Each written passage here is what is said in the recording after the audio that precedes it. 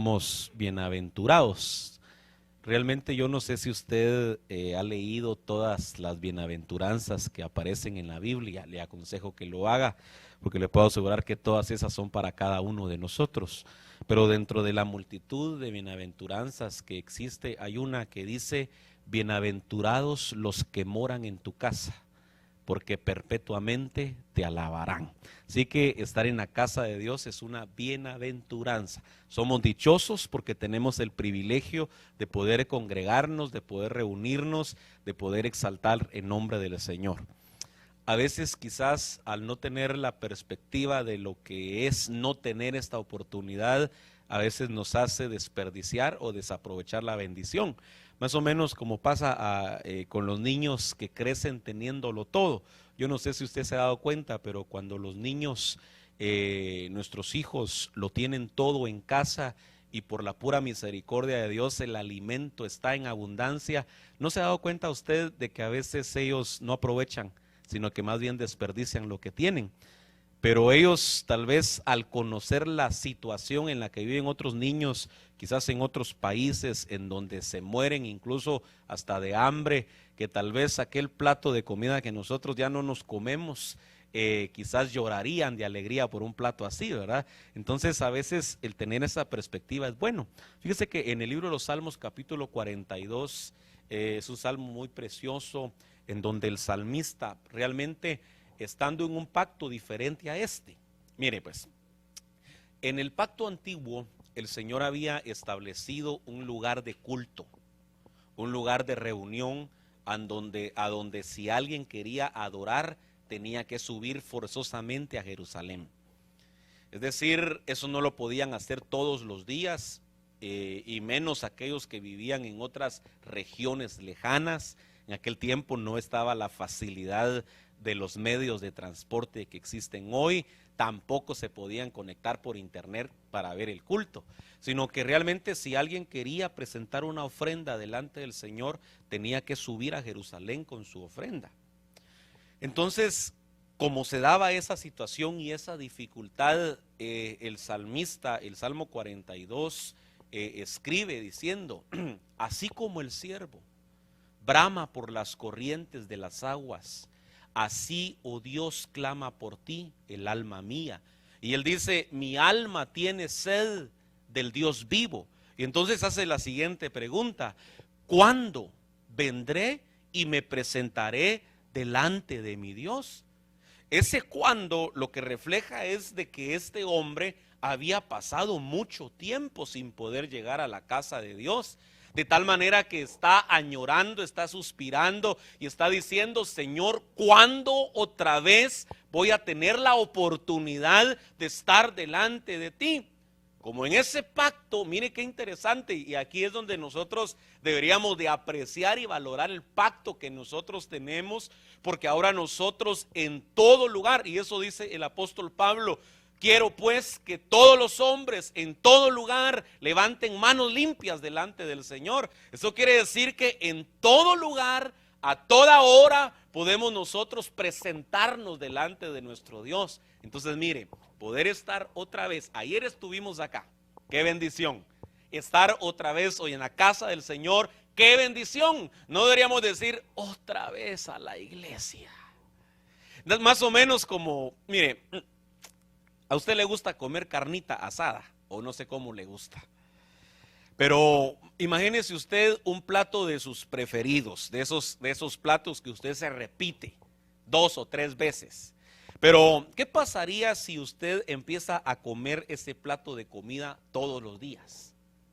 Le puedo asegurar que le empieza a dejar de ser su preferido.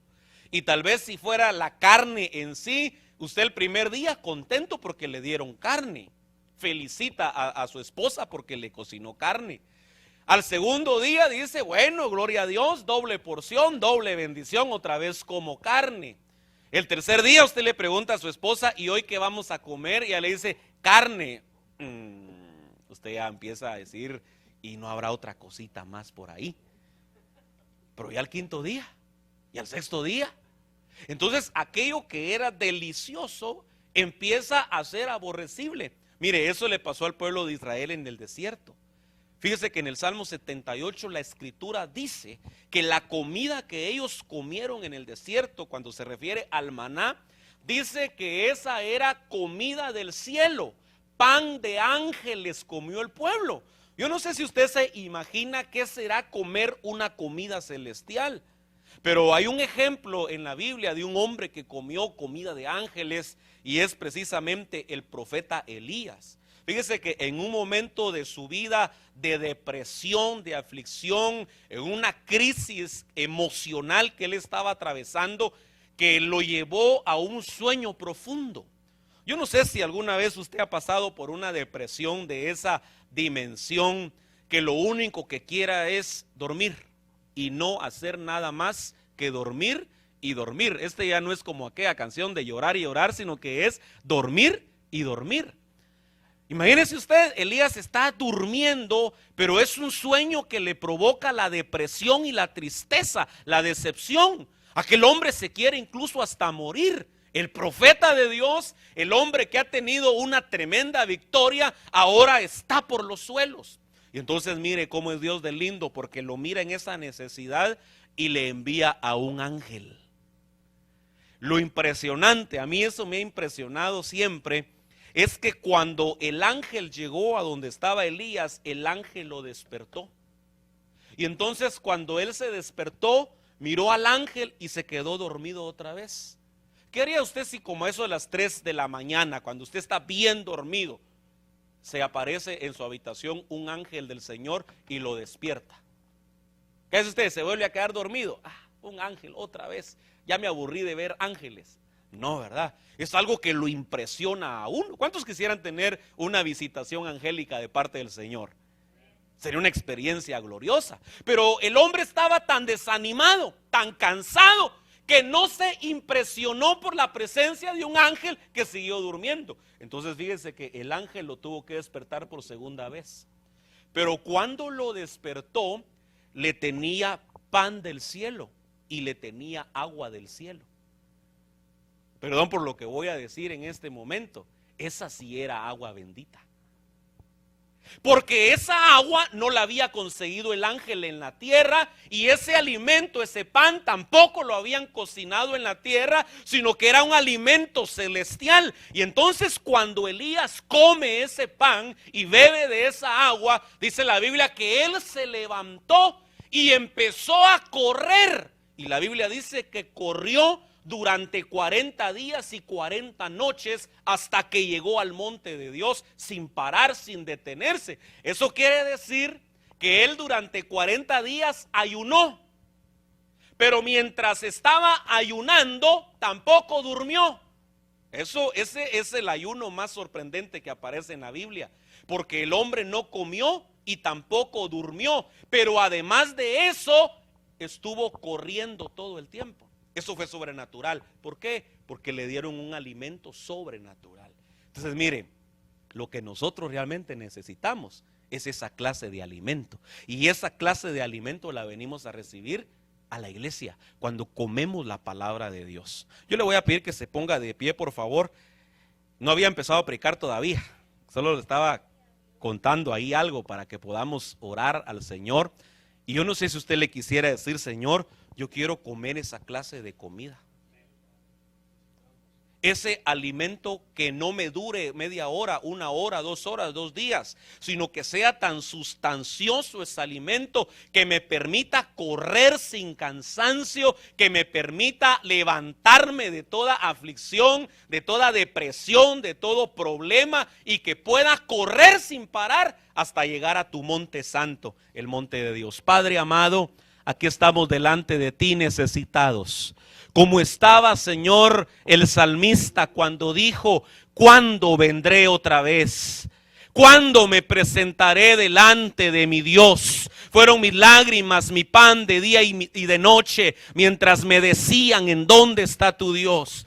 Hoy, Señor, queremos acercarnos a tu mesa con expectativa, Señor.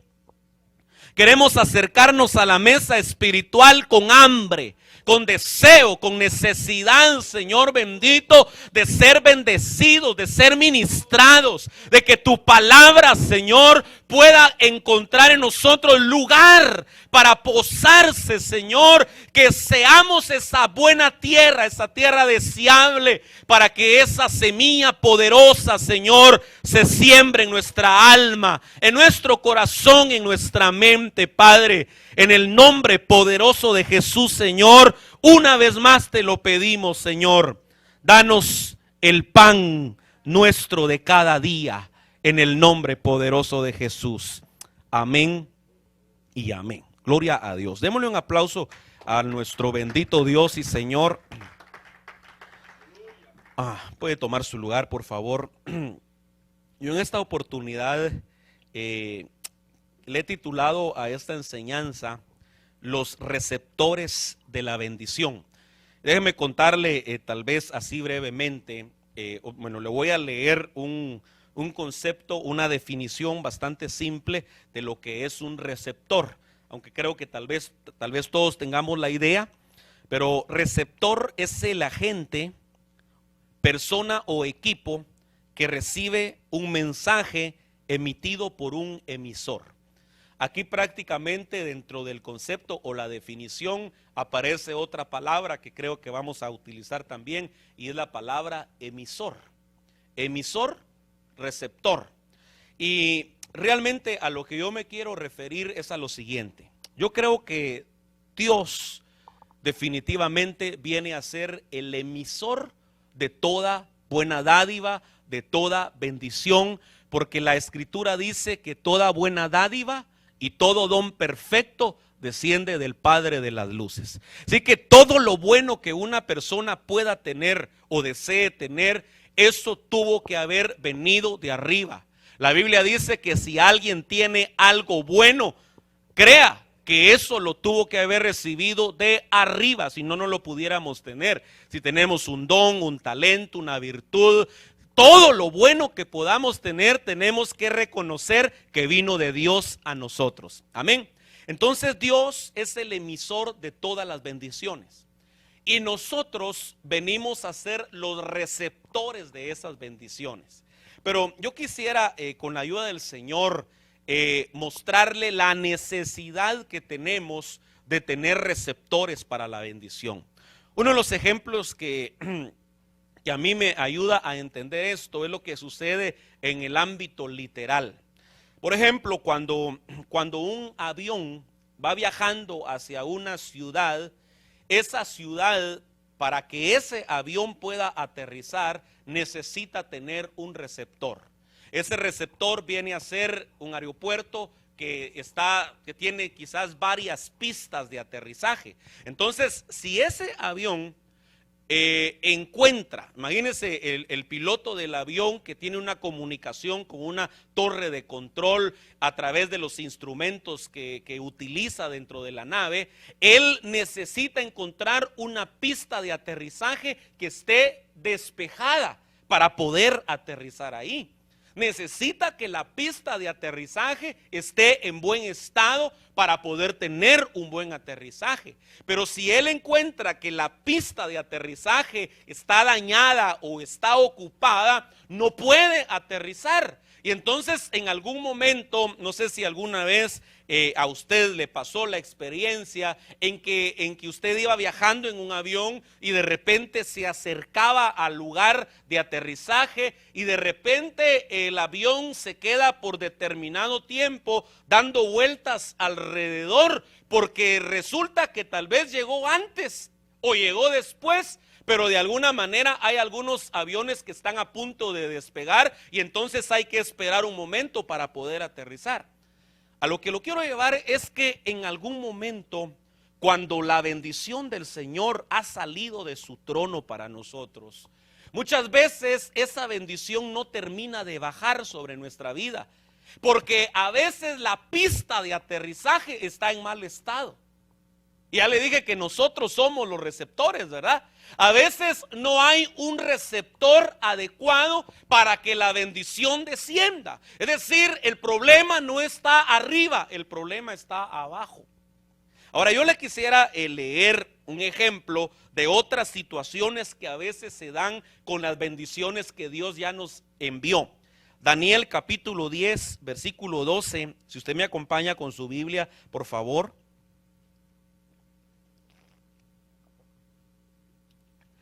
Daniel capítulo 10, versículo 12, por favor. Y 13 vamos a leer. ¿Ya lo tiene? Me dice amén. Entonces me dijo: no temas, Daniel, porque desde el primer día en que te propusiste en tu corazón entender y humillarte delante de tu Dios, fueron oídas tus palabras, y a causa de tus palabras he venido. Mas el príncipe del reino de Persia se me opuso por 21 días. Pero he aquí Miguel, uno de los primeros príncipes, vino en mi ayuda. Voy a detener la lectura hasta acá, porque hasta ahí está la parte que en este momento me interesa resaltar. Resulta que Daniel había propuesto en su corazón entender la revelación del Señor. Y entonces él dispuso en su corazón hacer un ayuno de 21 días. Y durante ese tiempo él estuvo en oración, en humillación, buscando el rostro del Señor, adorándole, orándole, preguntándole quizás al Señor acerca de las cosas que él no podía entender. Y resulta, mire qué interesante la explicación que le da el ángel del Señor. Este era el ángel Gabriel, el ángel mensajero, el ángel que traía la noticia, que traía el mensaje, que traía la respuesta a la oración de Daniel. Resulta que cuando el ángel se presenta el día 21, a partir de que Daniel empezó a buscar al Señor, el ángel le dice: desde el primer día que tú te propusiste en tu corazón entender y humillarte delante del Señor, tus palabras fueron oídas. Y desde el primer día que tú invocaste al Señor, yo fui enviado a ti con la respuesta. Lo que sucedió es que mientras yo venía hacia ti, hubo una interferencia. Y mire, y esto es interesante que nosotros lo sepamos, que en los aires, en la atmósfera espiritual, muchas veces va a haber interferencia para que la bendición que ya salió de parte del Señor para nosotros no llegue a tierra. Y entonces, si usted se da cuenta, el ángel había salido, Daniel estaba en tierra orando, pero a la mitad del camino había un principado, que era, aquí dice, el príncipe de Persia. Cuando aquí habla de un príncipe, no está hablando de un hombre, porque ¿qué hombre en la tierra podía ser capaz de poder frenar o detener a un ángel mensajero del Señor? Si la Biblia nos enseña el poder extraordinario que tienen los ángeles del Señor. Entonces no pudo haber sido un hombre que estaba impidiendo que llegara Gabriel a entregarle el mensaje a Daniel. Este tenía que ser un principado espiritual. De acuerdo a lo que dice la Escritura, que nuestra lucha no es contra carne y sangre, sino que es contra principados, contra gobernadores, contra potestades, contra huestes de maldad en las regiones celestes. Entonces mire, muchas bendiciones están en batalla en los aires. Bendiciones que ya salieron con nuestro nombre, dirección, y que no han llegado, y que tal vez hemos llegado a pensar. Yo no sé si a Daniel le pensó eso, pero déjeme creer que en algún momento Daniel empezó a orar. Llegó el segundo día, el quinto día, el 10º día, el día 20, y él pensó: ¿será que mi oración estará llegando delante del Señor? Y cuando llega el ángel del Señor le dice: desde el primer día llegó. pero hubo interferencia en los cielos, hubo oposición mientras yo venía, se apareció un principado, hizo resistencia y entonces yo tuve que pedir auxilio para que uno que era mayor llegara y entonces llegó el príncipe, en otras palabras, llegó un principado. Mire más o menos lo que pasó ahí. Eso es algo bien interesante porque ahí nos habla de jerarquías espirituales. ¿Por qué? Porque Gabriel era un ángel. Él tenía una jerarquía espiritual. Y entonces quien está oponiéndose a él en los aires era un ángel del lado de las tinieblas que tenía una jerarquía superior. Y entonces por eso es que Gabriel no podía contra aquel. Y entonces le fue enviado auxilio de más arriba. Y entonces le enviaron ya no a un ángel, sino que le enviaron a un arcángel. Es decir, un ángel con una estatura espiritual superior, un ángel guerrero. Y entonces Miguel, este arcángel, sí pudo contra el principado de Persia. Y entonces ya pudo llegar con el mensaje Gabriel. Entonces miren, aquí hay algo espiritual que nosotros debemos de saber. De que cuando nosotros estamos en una lucha espiritual, puede ser que muchas veces estemos peleando contra cosas que nos pueden superar en poder y en fuerza. Y entonces nosotros tenemos que saber apelar al Señor pidiéndole auxilio para que algo mayor, algo superior pueda ser enviado en nuestro auxilio. Pero mire, aquí es la parte difícil, porque si yo le digo a usted, si usted en medio de una lucha espiritual, usted se atrevería a decirle al Señor, Señor, en medio de esta batalla espiritual, yo necesito que envíes ángeles guerreros. Yo creo que no tendríamos problema en pedirle al Señor que nos mande un ángel guerrero, ¿verdad que no? ¿Sabe cuál es nuestro problema acá en la tierra? Cuando nos cuesta distinguir que dentro de los hombres que Dios levanta, Dios también establece jerarquías. Y entonces a veces al no reconocer que Dios ha puesto autoridades en la tierra como ministros y que hay jerarquías espirituales, por cuanto la Escritura nos enseña que sobre cada autoridad hay una gloria y sobre cada gloria hay una cobertura, es decir, el Señor establece rangos. Se lo voy a poner de la siguiente manera. Cuando Josué iba a entrar a la conquista de Canaán, la Biblia nos enseña de que él ya sabía que él iba a entrar a pelear contra gigantes, humanos. Bueno, saber si eran humanos, pero eran gigantes. La idea es de que con ese conocimiento de que iba a enfrentar fuerzas superiores a las que él tenía y su ejército, en ese momento la Escritura nos enseña que el capitán del ejército del Señor se presentó con Josué. Es decir, Josué era el capitán del ejército terrenal. Josué era el representante de autoridad en la tierra. Y entonces había un representante en los cielos que era el capitán del ejército celestial. Y entonces, como iban a entrar a una batalla espiritual, se necesitaba una estrategia militar. Y en ese momento Josué ni siquiera tenía idea cómo iba a pelear contra los gigantes. Es el ángel del Señor, el capitán, el que le dice qué es lo que van a hacer. Ese capitán de un ejército espiritual en los cielos que le dice, lo que vas a hacer es que tú con todo tu ejército vas a salir durante 7 días y vas a rodear a esta ciudad todos los días una vez. Y el 7º día lo vas a hacer 7 veces. En total, entre paréntesis, fueron 13 vueltas.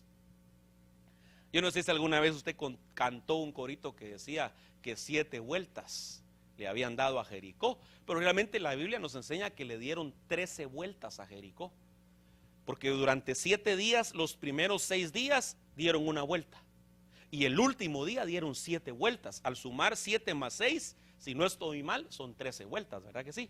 Entonces después le dijo, de la última vuelta, van a sonar las trompetas, van a sonar el shofar, y entonces todo el pueblo a una voz van a gritar y la muralla va a caer. Pero si usted se da cuenta, ahí ellos se están poniendo de acuerdo.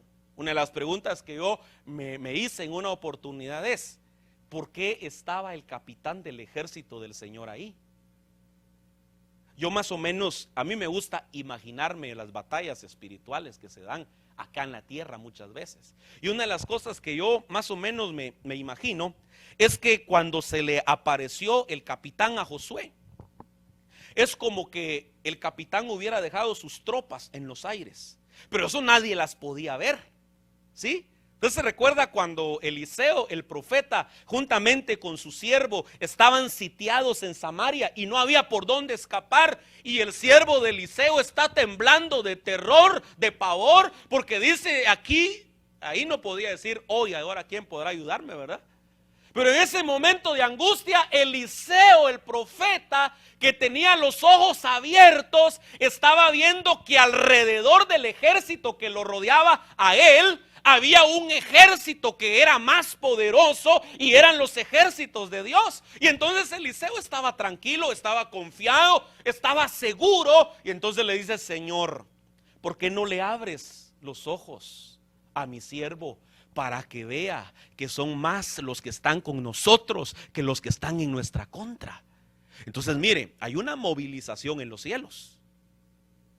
Lo que pasa es que como a veces nosotros no lo miramos, pensamos que nada está sucediendo. Yo le puedo asegurar que para que tuviéramos hoy esta reunión, tuvo que haber una movilización en los cielos, porque seguramente se dieron batallas que trataron de alguna manera estorbar el que nos reuniéramos en este lugar. Tal vez usted no se dio cuenta de que quizás de parte de las tinieblas había sido enviado un ataque para estorbar que usted estuviera acá, pero ese ataque fue neutralizado porque apareció un ángel del Señor y no permitió que ese ataque llegara a su vida. Y aquí estamos por la gracia de Dios, porque el Señor quiere que estemos aquí. Amén. Entonces mire pues, está Josué, y entonces se le presenta el capitán del ejército del Señor, y es como que él hubiera dejado a su ejército ahí, y le dijo: bueno, esto no lo dice la Biblia, aquí yo estoy pensando en voz alta. ¿Tú ya estás listo? Y Josué, mire Josué, qué agallas las que tenía. Porque Josué le dijo al capitán: ¿tú quién eres? ¿Eres de los nuestros o eres de los contrarios? ¿Estás de nuestro lado o estás en contra? Y es ahí donde él le dice: yo soy el capitán del ejército del Señor y he venido en tu ayuda. En otras palabras, yo soy tu aliado a esta batalla a la que pensabas que ibas a entrar solo a pelear contra gigantes, contra un ejército que era más numeroso que tú. Pues te tengo la buena noticia que no vas a entrar solo a la batalla, sino que yo voy a entrar con mi ejército también. Entonces mire qué tremendo, porque entonces ahí se están poniendo de acuerdo los capitanes. Y entonces el capitán le da la estrategia a Josué y le dice: mira, mire, muchos piensan que la muralla cayó por el grito que dio Israel. Yo no creo que haya sido así. Yo creo que cuando el capitán le dijo a Josué: ustedes van a gritar, lo que le estaba diciendo el capitán del ejército del Señor es: nosotros necesitamos una señal. De tal manera que usted se recordará que cuando Josué envió espías a reconocer la tierra, hubo una mujer que se llamaba Rahab, que había sido ramera, dice la escritura, que los escondió a los espías dentro de su casa. Y entonces aquella mujer, al hacer eso por la fe, pudo salvar a toda su familia. Pero fíjese que los espías que habían entrado le dijeron: mira, aquí va a haber una destrucción masiva. Aquí todas las casas van a ser derribadas, todas las casas van a caer. Pero ¿cómo iban a caer? ¿Cómo iban a ser derribadas las casas? Es decir, los israelitas no tenían la fuerza, ni el armamento, ni el poder como para poder destruir aquella ciudad. Lo que iba a suceder es de que a la señal que le diera el pueblo de Dios a los ejércitos en los cielos, ellos iban a entrar en acción. Yo le puedo asegurar que los que pelearon en esa batalla no fueron los israelitas, sino que fue el ejército de los cielos. Por eso le dijeron: mira, tienes que poner una señal desde tu ventana, porque solamente tu casa va a ser librada. De ahí no va a quedar de pie ninguna casa. Entonces eso no lo iban a hacer, no lo iba a hacer Josué con su ejército, eso lo iba a hacer el capitán del Señor con su ejército. Entonces él llegó, pero mire, ¿por qué llegó el capitán a buscar el capitán? Porque hay un orden establecido por Dios en las jerarquías, se respetan las autoridades. Entonces mire, a mí hay algo que me impresiona, y eso usted lo puede buscar en el libro de Job. Ayer estábamos leyendo un poco de eso en el capítulo final 42. Fíjese que es bien interesante que después exactamente de que Job dice lo que leíamos ayer: por eso me retracto y me arrepiento en polvo y en ceniza, enseguida dice la escritura que el Señor le habló a los 3 amigos de Job. Y una de las cosas que el Señor le dijo fue: vayan y preséntense delante de mi siervo Job y pidan que él ore por ustedes, porque a ustedes no los voy a escuchar, pero a él sí lo voy a escuchar. Y entonces les dijo que tenían que llevar una clase de sacrificio y de ofrenda. Y entonces cuando ellos llegaron, imagínense, el Señor lo que le estaba diciendo a esos hombres es: ustedes necesitan en la tierra de un hombre que sea receptor de la bendición para que yo los bendiga a ustedes. Entonces miren, la idea de lo que yo le quiero transmitir es que Daniel, que fue lo que leímos, estaba en la tierra esperando la bendición del Señor. Él estaba esperando la revelación de lo que iba a suceder en tiempos futuros. Entonces él se puso en la tierra como receptor de esa bendición, y Dios en los cielos estaba como emisor y envió el mensaje. Pero cuando el mensaje venía viajando, hubo interferencia en los cielos, hubo batalla, hubo lucha y hubo necesidad de llamar a una jerarquía superior. Entonces mire, hermano amado, a veces nosotros podemos tener batallas espirituales. Yo recuerdo una experiencia que tuve más o menos hace 2 años, después de que tuve el privilegio de predicar un tema de liberación en la iglesia. Yo tuve un ataque casi inmediato a eso. Y entonces, en medio de esa batalla espiritual que estaba sosteniendo, yo le escribí a otro ministro que obviamente me lleva mucho por delante en cuanto a experiencia, madurez, etcétera. Y entonces le escribí y le dije: estoy en medio de esta batalla, ¿qué puedo hacer? Entonces él me respondió, me escribió y me dijo: mira, lo que pasó es de que el tema que enseñaste dio un golpe certero en las tinieblas, hubo gente que recibió liberación y ahora vino un contragolpe contra ti. Y entonces él me explicó lo siguiente, basándose en la Biblia, ¿verdad? De que un contragolpe era un ataque con una entidad superior. Por ejemplo, entonces el ejemplo que él me ponía fue el siguiente: Elías había peleado contra los profetas de Baal y los había vencido, los había derrotado. A 850 profetas mató Elías. Imagínense, profetas falsos. Y entonces de alguna manera él no tuvo problema con esa lucha, sino que él salió victorioso. Entonces el contragolpe fue que se levantó una mujer que se llamaba Jezabel, que era la esposa del rey, pero realmente ella, más que ser una mujer, ella era una potestad, una autoridad del lado de las tinieblas. Y entonces cuando esa mujer se levantó amenazando a Elías, le dijo que le iba a quitar la cabeza. Y en ese momento, cuando esa mujer se levantó en persecución, Elías tuvo que huir, y fue cuando se deprimió. Entonces el contragolpe que vino contra él fue de una entidad espiritual mayor. En ese momento Elías no la quiso confrontar, sino que Elías se fue a refugiar, por no decir a esconder. Entonces él me decía: ahorita tú peleaste y derrotaste, peleaste y venciste. Entonces en el contragolpe te mandaron una potestad mayor. ¿Sí? Entonces necesitas acudir a una potestad espiritual mayor. Y entonces me dio el secreto, me dio la clave y me dijo: tienes que buscar a tu cobertura espiritual. Busca a tu autoridad inmediata. Y entonces me dijo: y si es posible que el apóstol ore por ti. Y entonces, interesantemente, fíjese que yo lo que esperaba cuando llegué a buscar a mi pastor fue que hiciera una oración de media hora por mí. Y yo tirado ahí, él orando y reprendiendo. No, una oración de 30 segundos creo que hizo. Pero fíjese que eso bastó.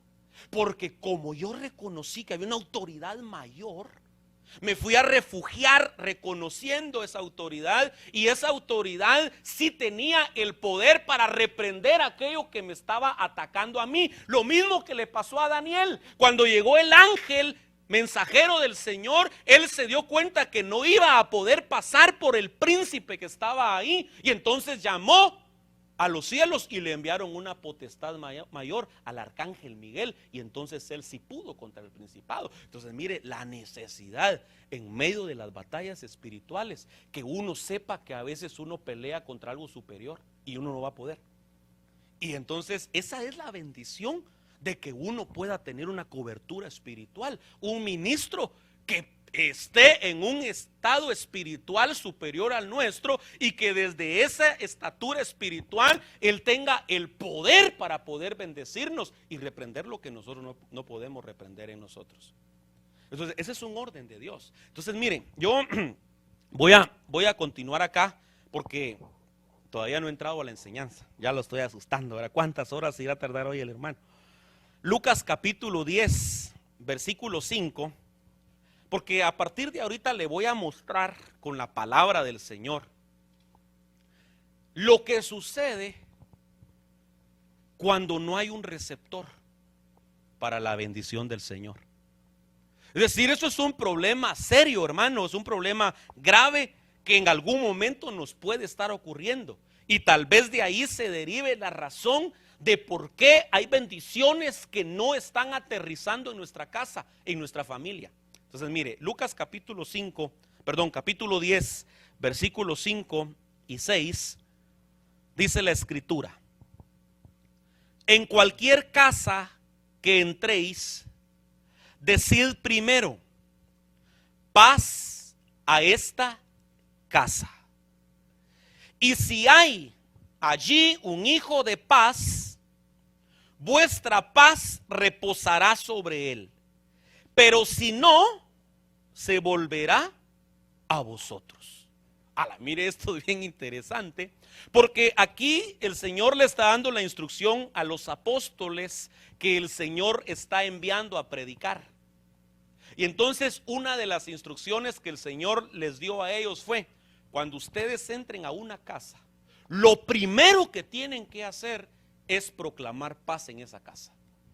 Esa era una instrucción, esa era una orden del Señor, eso no lo podían omitir. Entonces ellos ya sabían que al entrar a una casa, lo primero que iban a hacer, tal vez desde el umbral de la puerta, era: paz sea para esta casa. Pero lo tremendo es que si en esa casa no había un hijo de paz, la paz no se quedaba sobre la casa, sino que la paz salía. Imagínense qué tremendo. El Señor le estaba diciendo: ustedes van a ser emisarios de paz, ustedes van a ser mensajeros de paz, van a tener el poder en su boca para proclamar la paz.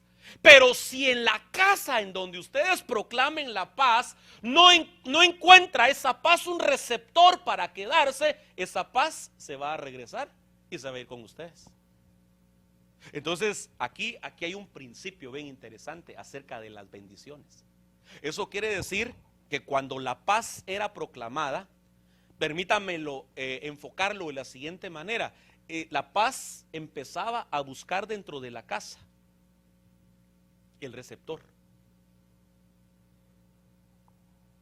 Cuando encontraba el receptor, entonces la paz reposaba y se quedaba en esa familia.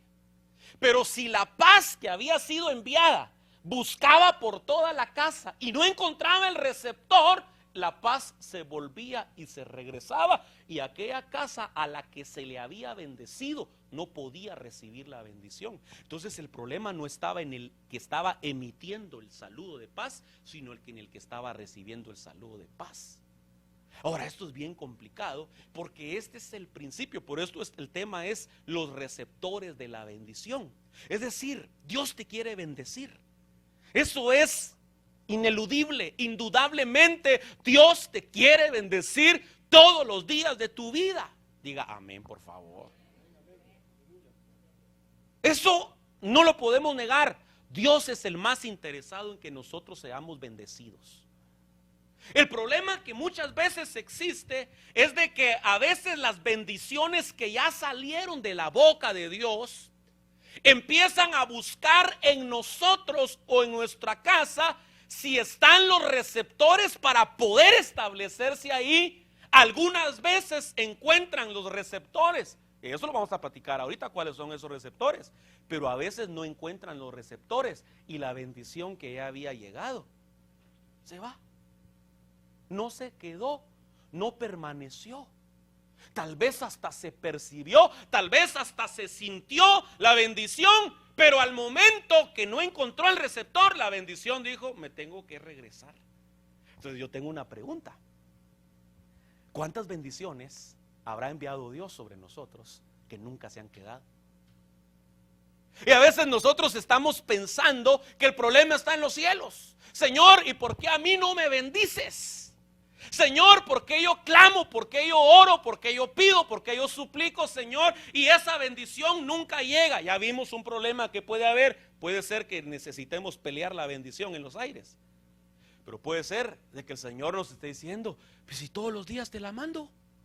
Y esa bendición nunca se queda porque no encuentra el receptor. Entonces mire, el primer receptor, según este versículo que acabamos de leer, para que la bendición se establezca en nuestra casa, es la paz.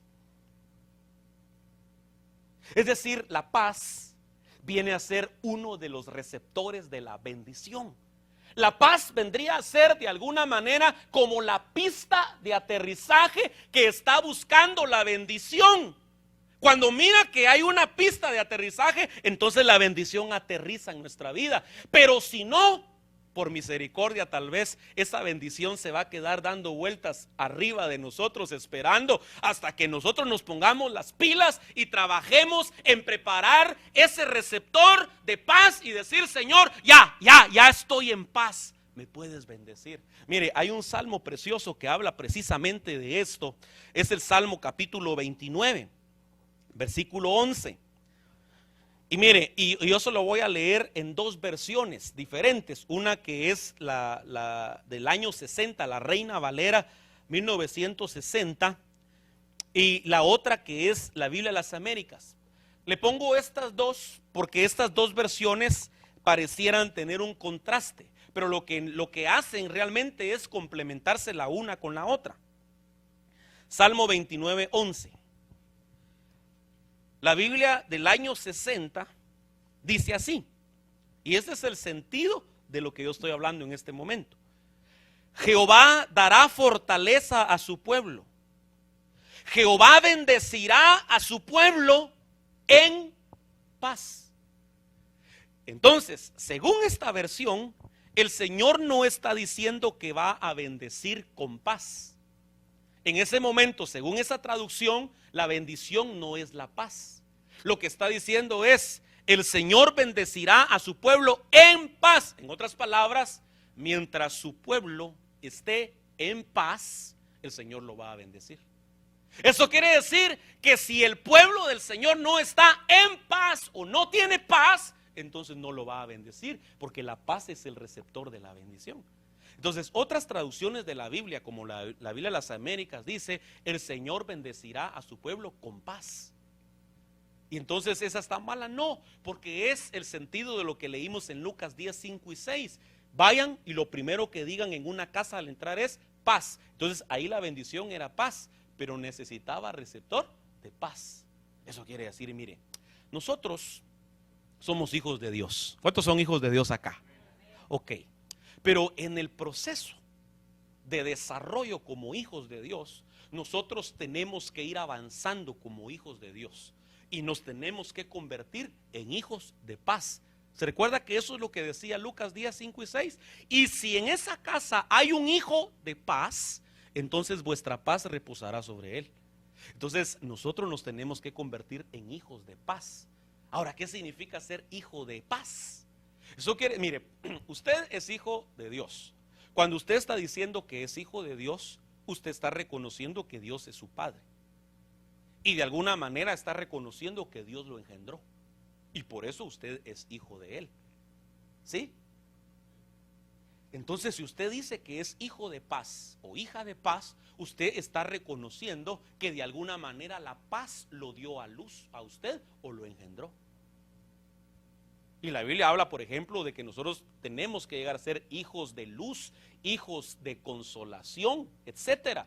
Pero tenemos que ser hijos de paz para que la bendición de Dios repose. Ahora yo le voy a leer, si no se ha convencido con esto que le estoy diciendo, le voy a leer un ejemplo.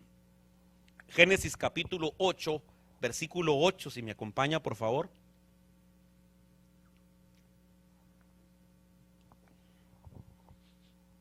Mire, si pongo el fundamento de la necesidad de tener receptores para la bendición, ya después, aunque solo le lea la lista y le diga, mire, estos son los receptores de la bendición, va a ser más fácil que usted lo capture.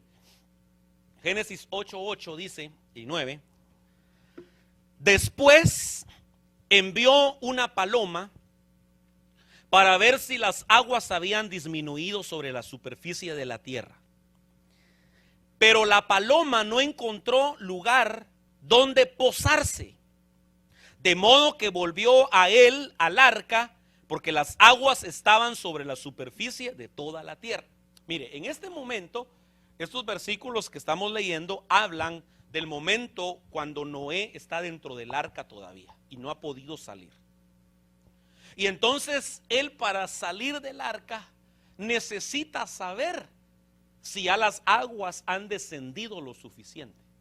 Y entonces lo que hace es de que envía una palomita. Pero esto es una figura bien interesante. Ahí va a ver por qué. Porque dice que esa paloma salió del arca por la ventana y empezó a buscar un lugar en donde posarse. Y no lo encontró.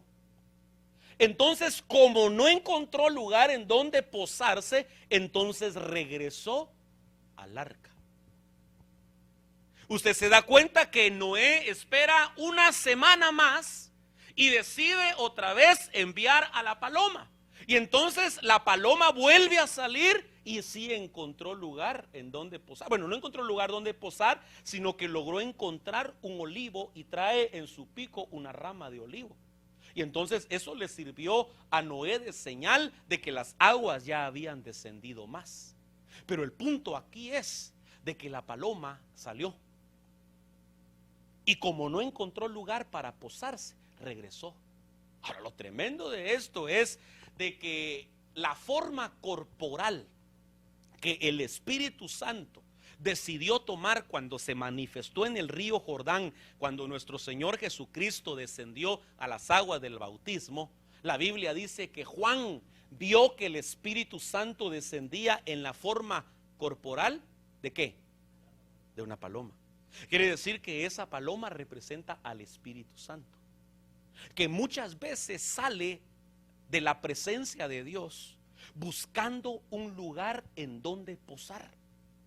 Y muchas veces el Espíritu Santo no encuentra un lugar para posar y entonces regresa al arca, a la presencia de Dios.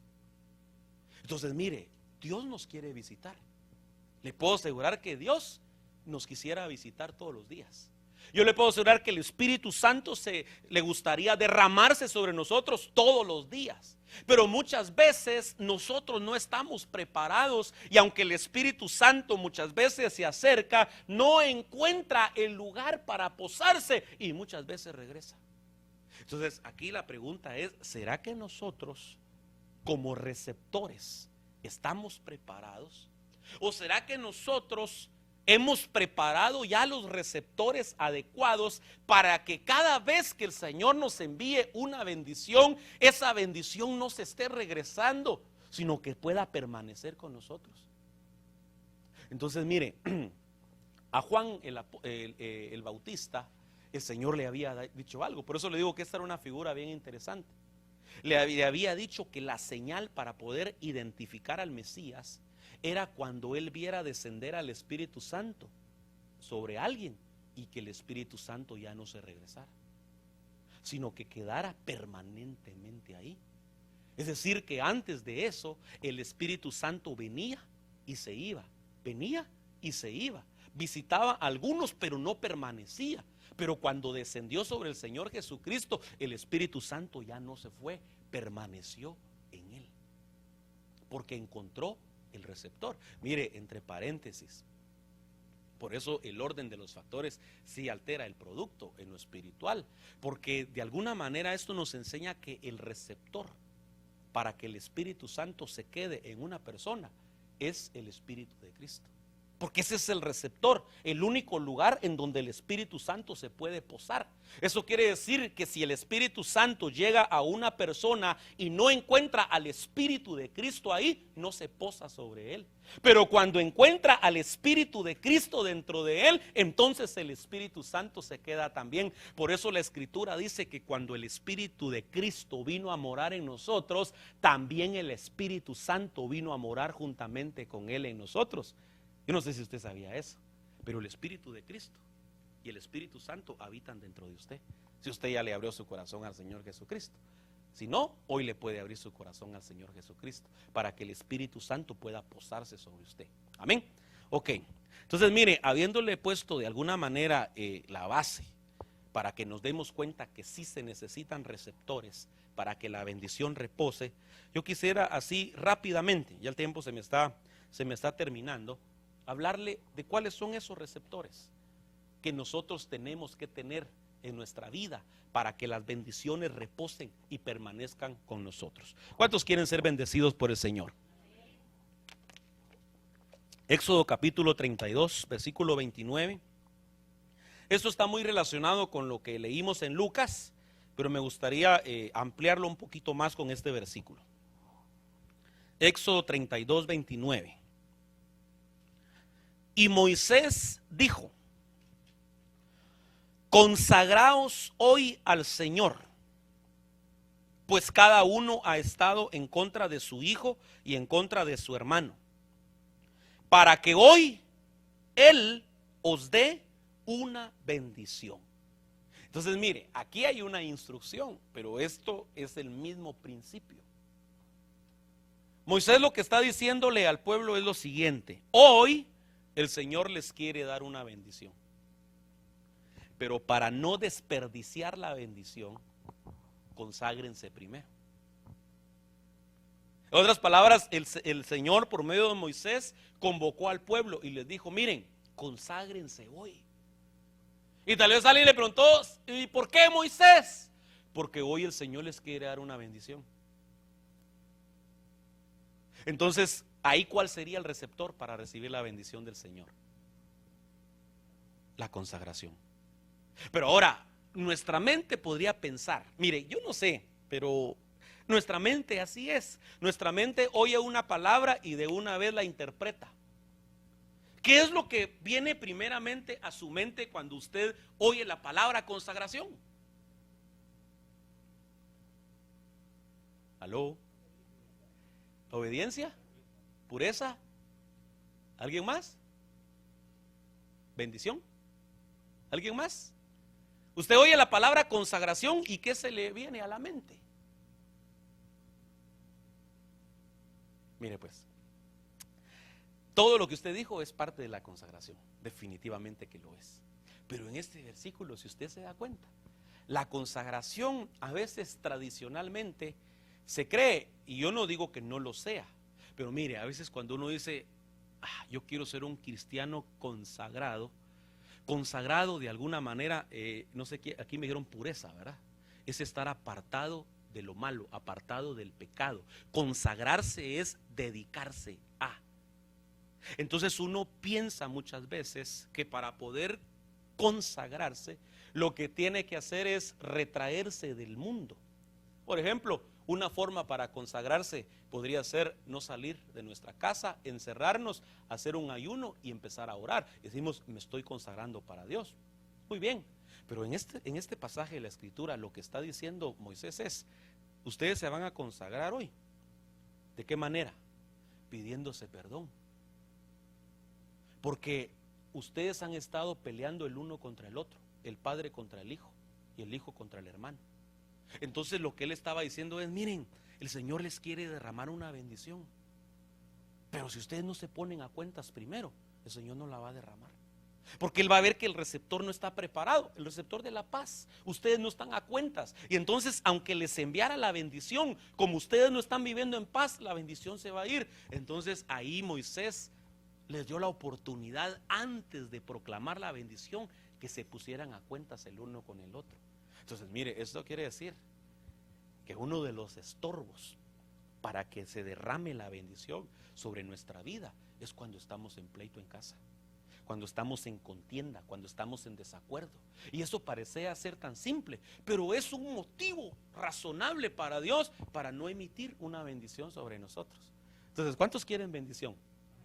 Entonces mire, si queremos bendición, analicemos, pensemos, ¿y será que estoy a cuentas? ¿Será que no estoy peleando? ¿Será que no estoy en rencilla? ¿Será que no estoy en desacuerdo? ¿Será que no estoy en contienda? Porque hoy el Señor nos quiere dar una bendición. ¿Cuántos quieren la bendición del Señor? Gloria a Dios. En el Evangelio de San Mateo, capítulo 13, versículo 58, dice la Escritura, o mejor búsquelo por favor, así lo lee juntamente conmigo.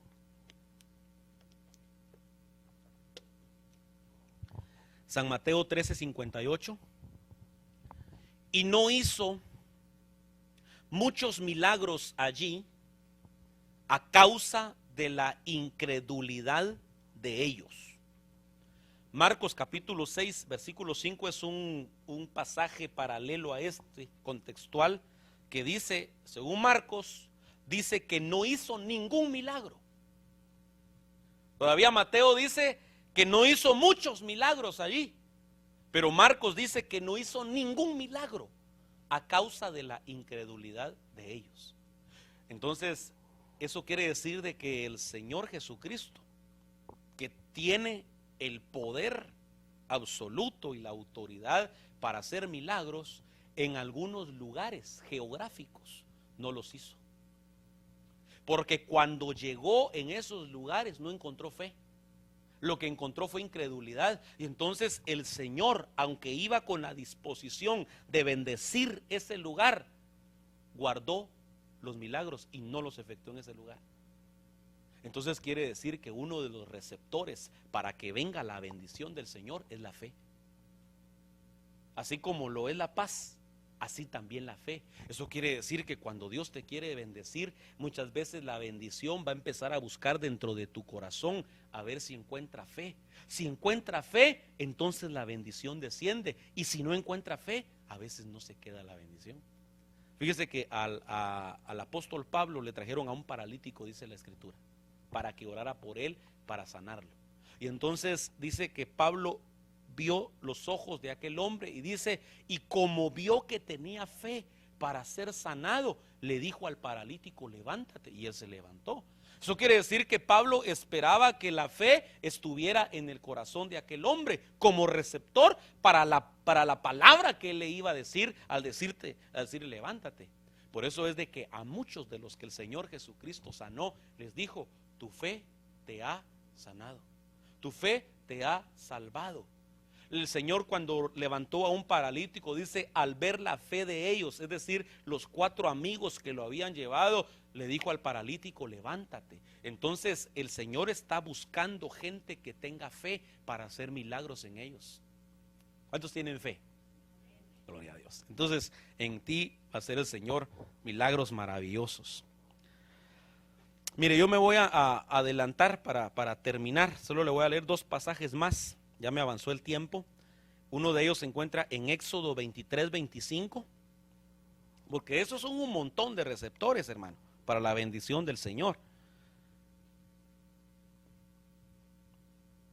Éxodo 23, vamos a leer del 25 al 27.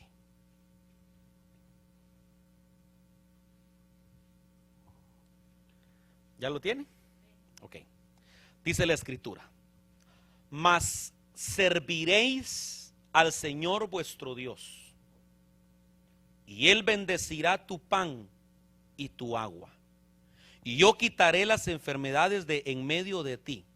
No habrá en tu tierra ninguna mujer que aborte ni que sea estéril. Haré que se cumpla el número de tus días. Enviaré mi terror delante de ti y llenaré de confusión a todo pueblo donde llegues, y haré que todos tus enemigos ante ti vuelvan la espalda. Entonces mire, aquí el Señor está proclamando una bendición extraordinaria para su pueblo, pero aquí hay un principio en el versículo 25, y es: serviréis al Señor vuestro Dios, y entonces Él bendecirá tu pan y tu agua. Entonces mire, aquí el receptor es el servicio. Eso quiere decir que cuando uno le está sirviendo al Señor, uno está preparando dentro de su casa un receptor para que el Señor bendiga nuestro pan, nuestra agua, para que el Señor quite toda enfermedad de nuestra casa. Entonces mire lo importante que es servirle al Señor. Y hermano, y perdone que me detenga un minutito en esto, pero a lo que nos está llevando el Señor es a lo siguiente. Yo al principio le decía que nosotros al poder reunirnos somos bienaventurados. Bienaventurados los que moran en tu casa, perpetuamente te alabarán. Qué bendición que podamos venir a la casa de Dios, adorar, alabar su nombre, sentarnos a oír la palabra del Señor, ofrendar, etcétera. Pero no podemos pasar todo el tiempo de esa manera, sino que deberíamos de anhelar, además de venir a recibir del Señor la bendición, deberíamos de anhelar servirle a Él también. Que a nosotros también nos use al Señor para ser de bendición para otros que van a estar viniendo a este lugar, a otros que el Señor va a estar trayendo a esta casa. A lo que yo le estoy diciendo es de que el Señor no desea que tú solamente te congregues. Eso es importante. La Biblia dice: no dejemos de congregarnos como algunos tienen por costumbre. Pero también es importante que en la medida que tú vas recibiendo bendición, como le dijo el Señor Jesús a sus discípulos: de gracia recibisteis, ahora ustedes vayan y den de gracia también. Es decir, Dios te ha bendecido a ti, Dios te ha hablado, Dios te bendice cuando lo alabas, pero en algún momento va a ser necesario que tú des un paso más y digas: ahora voy a ser servidor también. Ya no solamente voy a recibir, voy a dar. Y mire, dentro de la casa de Dios hay tanta necesidad, al punto que el Señor Jesucristo le dice a sus discípulos: la mies es mucha y los obreros son pocos. Pídanle al Señor de la mies para que envíe más obreros a su mies. Entonces mire, hermano amado, Dios quiere que no solamente vengas como una oveja que viene a alimentarse a la casa de Dios, sino que Dios anhela de que tú te conviertas en su siervo y en su sierva, porque sirviéndole al Señor, Dios te va a bendecir, porque el servicio es un receptor para la bendición del Señor. Amén. Entonces el último pasaje que le voy a leer, porque tenía aquí una gran lista, pero ya se me terminó el tiempo, hermano. Déjeme buscarlo. En el libro de Números, si usted me puede acompañar, capítulo 6. Números capítulo 6, versículo 24.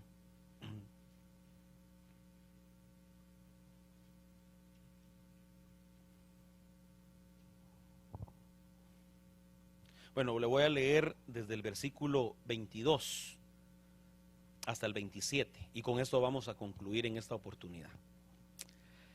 Entonces habló el Señor a Moisés diciendo: habla a Aarón y a sus hijos y diles: así bendeciréis a los hijos de Israel. Les diréis: el Señor te bendiga y te guarde. El Señor haga resplandecer su rostro sobre ti y tenga de ti misericordia. el Señor alce sobre ti su rostro y te dé paz. Así invocarán mi nombre sobre los hijos de Israel y yo los bendeciré. Mire, aquí hay un principio, hermano, que yo le quiero dejar en su corazón en esta oportunidad, y ya con esta me voy a despedir. Aarón había sido escogido por el Señor como el sumo sacerdote en Israel. De tal manera que Aarón, juntamente con sus hijos, tenían la tarea de interceder por el pueblo de Israel. ¿De qué manera?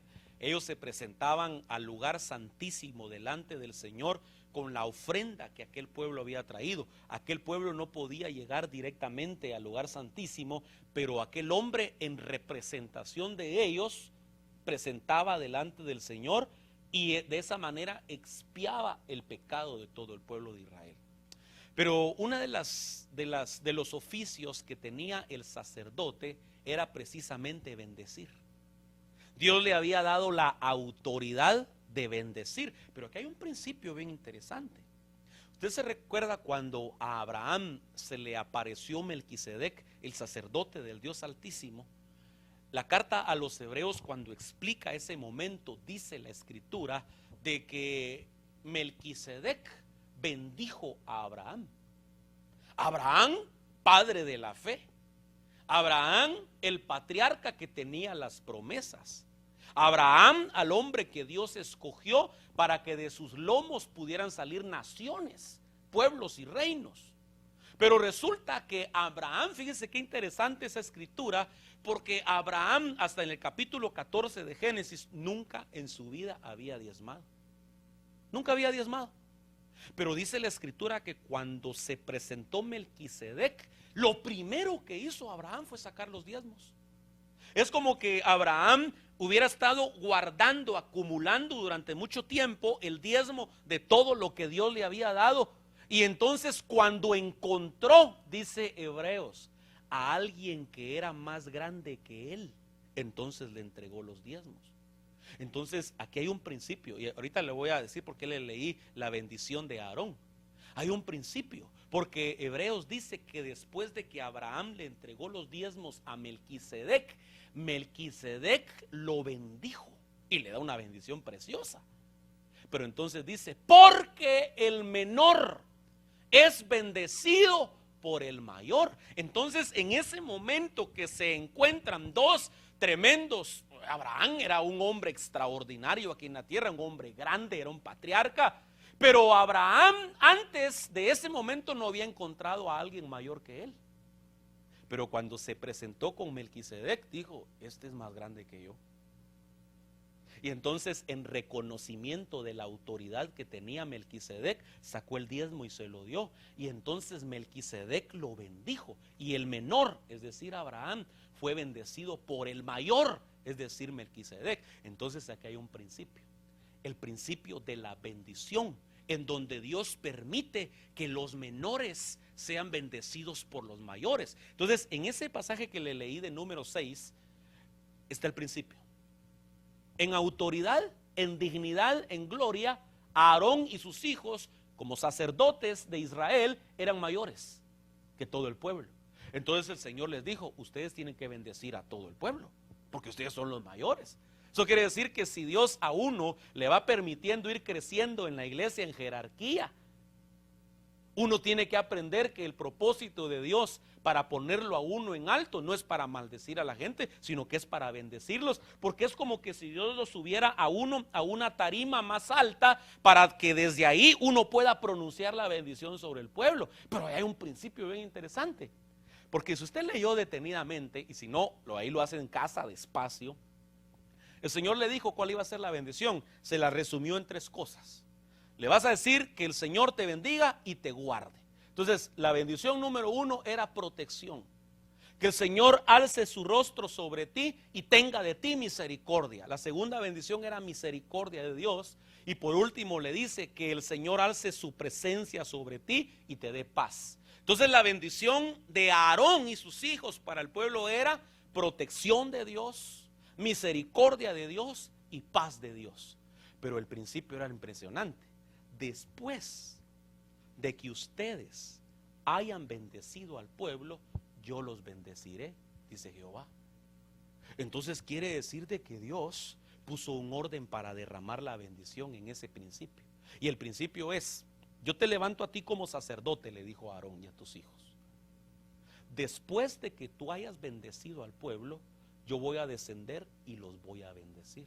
En otras palabras, cuando tú estés bendiciendo al pueblo como cabeza, tú vas a estar poniendo el receptor de la bendición, y entonces yo los bendigo. Y mire, y para terminar, hay una versión o dos versiones de la Biblia que en ese versículo final que leímos dice de la siguiente manera: cada vez que Aarón y sus hijos bendigan al pueblo de Israel en mi nombre, yo los bendeciré.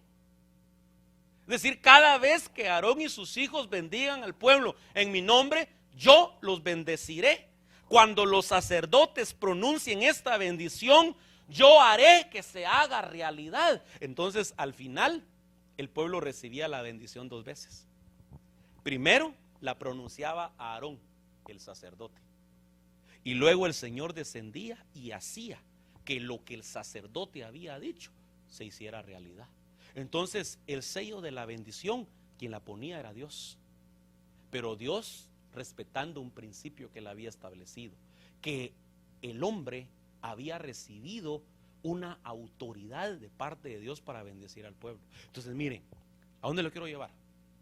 Nosotros, en el tema de la salvación, la Biblia dice claramente que solamente existe un mediador entre Dios y los hombres. Tú no necesitas en la tierra ni en el cielo a algún intermediario para llegar a Dios. Al único que necesitamos es a Cristo Jesús. Amén.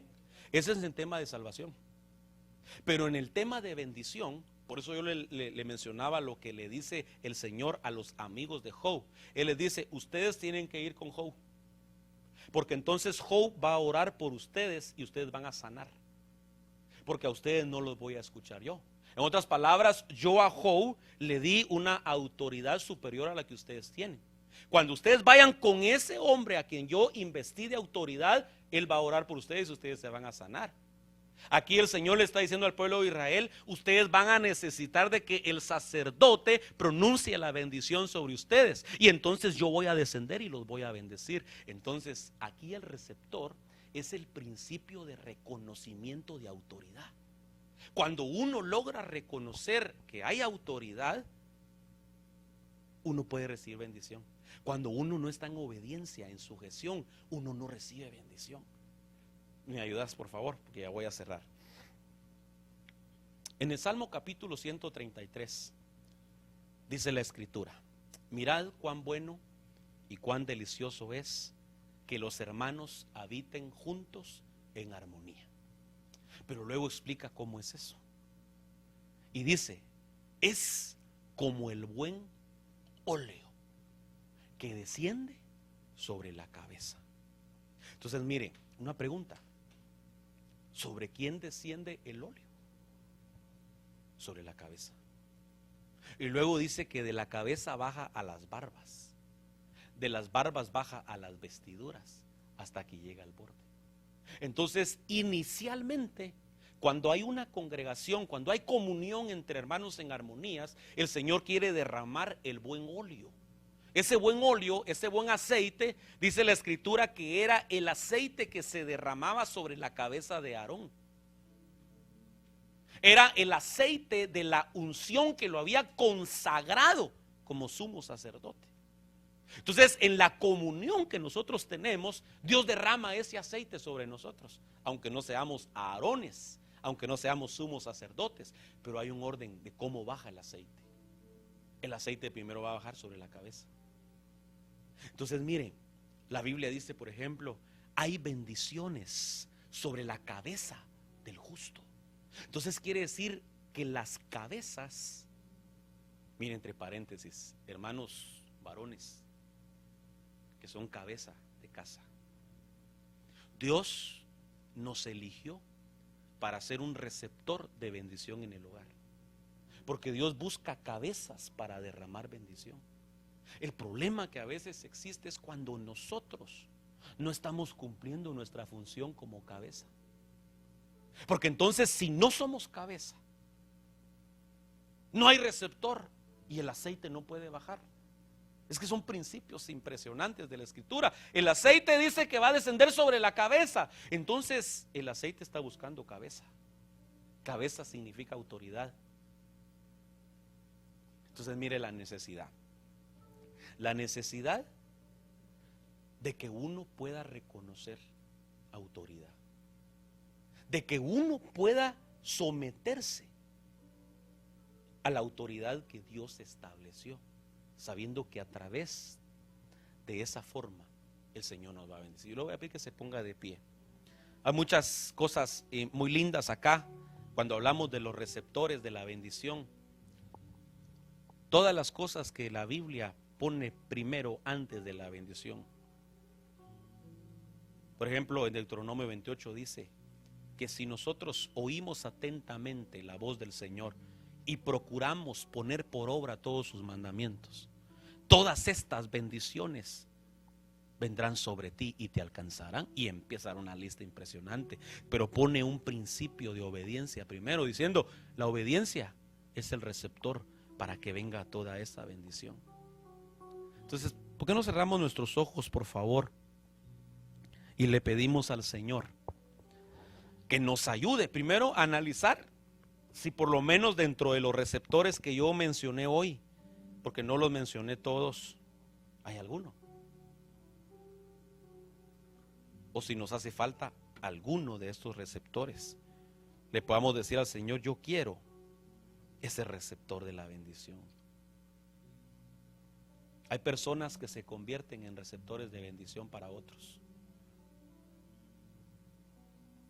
Cuando José llegó a la casa de Potifar, José era un receptor de bendición. Dice que desde el día que lo hizo mayordomo de toda su casa y de todos sus bienes, Dios bendijo la casa del egipcio por causa de José. Quiero decir que antes de que José llegara, en esa casa no había receptor de bendición. Pero cuando llegó José, empezó a venir la bendición sobre la casa de aquel hombre, porque él recibió a un receptor de bendición en su casa. Una mujer inteligentemente que supo que Eliseo, el profeta, era un receptor de bendición. Siempre que Eliseo llegaba cerca de su casa, le daba de comer. Hasta que un día aquella mujer le dijo a su esposo: este varón es un hombre de Dios. ¿Por qué mejor no le construimos arriba de nuestra casa un aposento alto, para que cuando él venga se quede a morar ahí? Pongamos una cama, una mesa, una silla, para que cuando venga ya no se vaya. Porque ellos vieron que ese hombre atraía la bendición de Dios. Pero mire qué interesante, porque al ver que era el hombre que atraía la bendición de Dios, no le construyeron una habitación a la par o abajo, sino que dijeron: tiene que estar arriba de nosotros. Eso es sometimiento, reconocer que Dios establece autoridades y que a veces a través de esas autoridades Dios va a derramar su bendición. ¿A dónde lo quiero llevar yo con esto que estoy terminando? La Biblia dice que si nosotros nos humillamos, cuando sea tiempo, el Señor nos va a exaltar. Humillaos bajo la poderosa mano del Señor, para que cuando sea tiempo Él los exalte. En algún momento de tu vida vas a tener que someterte a la autoridad de Dios puesta sobre hombres, sobre mujeres en la tierra. No podemos anular eso y decir: no, yo tengo una relación muy directa con Dios y no necesito de tener autoridades. Estás violando un principio eterno, un principio bíblico. Necesitas aquí en la tierra, no para salvación. Ya dije claramente, el único mediador entre Dios y los hombres es Jesucristo hombre. Pero sí necesitas tener sacerdote que interceda por ti ante el Señor. Si necesitas tener sacerdote que te bendiga constantemente, y que cuando Dios oiga la bendición que el sacerdote que Él estableció en la tierra te bendiga, Él va a descender a hacer que lo que Él dijo se haga realidad en tu vida. Oremos al Padre. Señor, te damos gracias en esta tarde por tu misericordia, por mostrarnos la necesidad, Señor, de tener receptores para la bendición. demostrarnos la gran necesidad de habitar en paz, sabiendo que en paz seremos bendecidos, Señor bendito. Conviértenos en hijos de paz, para que cuando se pronuncie una bendición de paz, un decreto de paz, esa paz pueda reposar sobre nosotros, Señor. Haz que cada uno de mis hermanos y de mis hermanas hoy sean constituidos en hijos de paz, en hijas de paz. Para que esta paz, Señor, que yo en tu nombre vengo a proclamar sobre ellos, sea una paz que permanezca, que pueda reposar sobre sus vidas, sobre sus hogares, Padre bendito, en el nombre de Jesús. Yo vengo proclamando paz, la bendición de la paz sobre cada uno de tu pueblo que está reunido en este lugar, en este momento, en el nombre de Jesús.